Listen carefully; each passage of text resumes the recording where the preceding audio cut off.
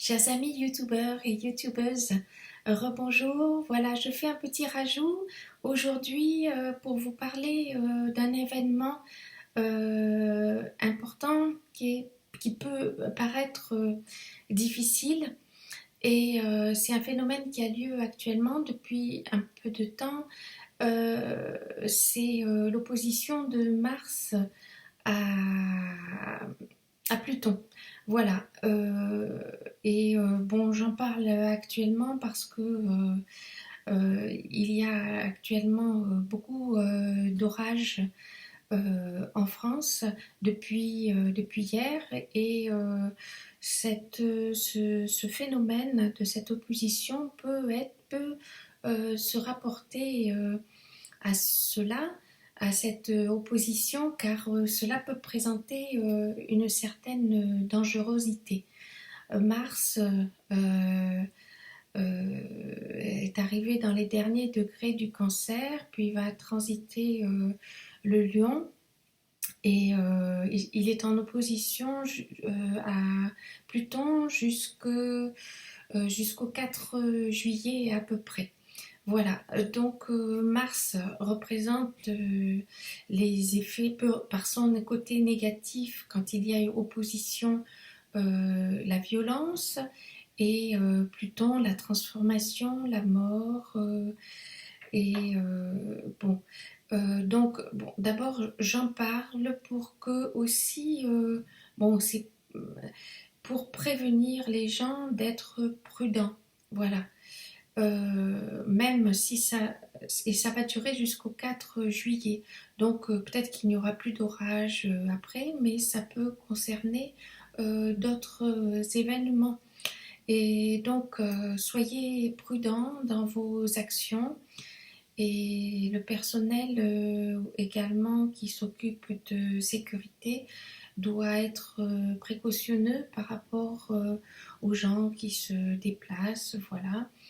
Et puis, voilà. Qu'est-ce que je voulais dire d'autre? Mars peut représenter aussi c'est représenter comme le couteau qui va permettre une transformation, sinon personnelle, dans notre propre vie et nous libérer de certaines choses du passé.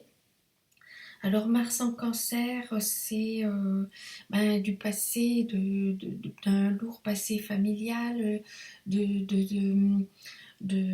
comment dire, soit de mémoires cellulaires qui ont provoqué des émotions qui sont restées en nous, puisque le cancer représente les émotions. Et c'est une chance de s'en défaire.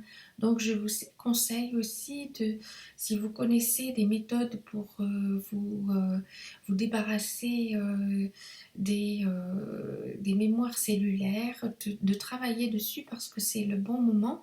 Et Pluton, lui, il représente par son beau côté le phénix qui va renaître